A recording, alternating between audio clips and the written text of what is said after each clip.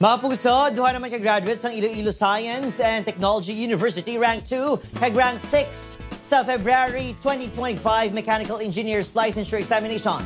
Nakatutok John Sala.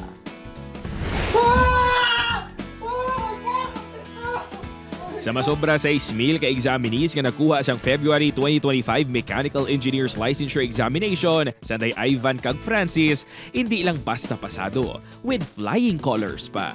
Halin sang una suno sa ISATU Administration lunsay mga matutom na nga estudyante ang duha.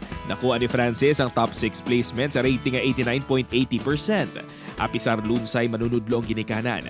Dako naman ang pagpasalamat sini sa iya mga himata nga nagbulig sa pinansyal nga aspeto samtang siya ang nag-eskwela.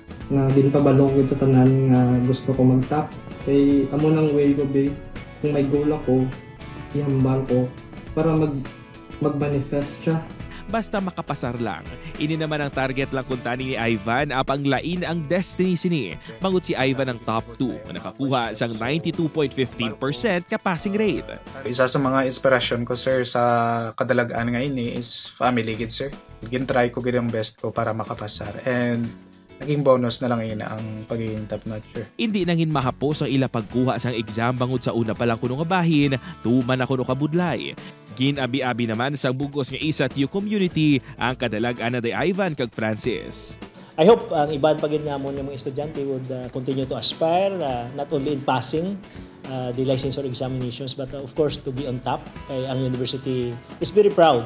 Ang kadalag-an ang hindi mahapos makuha kag kinahanglan nga pangabudlayan. Gani advice ang duwa sa iban pa nga magakuha man sang pasinawan. Always get enough sleep. Kung makaka 8 hours ka, 8 hours para maka-function ka properly during the board exam. Ang pag-review or pagkuha sa board exam is like pagsisid sa dalom ng tubig. Kung sino ang nakakondisyon kag sino ang may pinakadalom mga labalan, mas lugay siya sa tubig kag mas dalom ang iya matangtan. Upo kay Hans Desierto, John Sala. 1 Western Visayas.